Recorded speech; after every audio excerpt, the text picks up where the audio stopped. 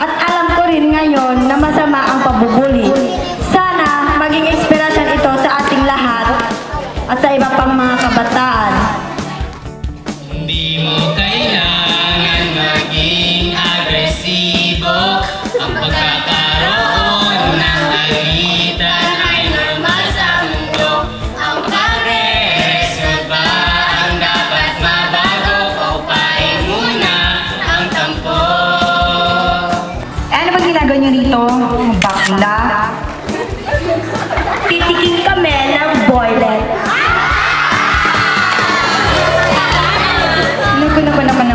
Kaya naman pala ganyan yan ang matingin sa atin mga iba eh. Nahuhusgahan tayo kasi hinahayaan natin maging tatakita sa ating mga bakla. Wake up! Payatan! Hoy, mabaho ka! Pangit! Hoy, payatan! Hindi naliligaw! Hoy!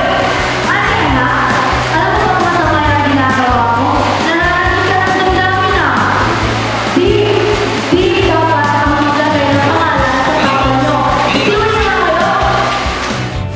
Sumusobra ka na, Lili!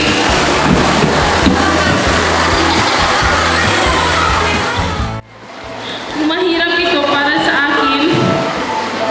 Alam kong mas mahirap ito para sa iyo. Sa mga pinagdaanan mo. Kaya, ano man yan, tanggap kita na. Patawad po, inay. Patawad po. Sana.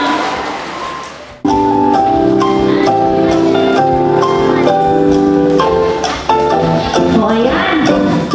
Alam na natin ang masamang may dudulot ng droga at mga kahinatnan ng maagang pagbubuntis.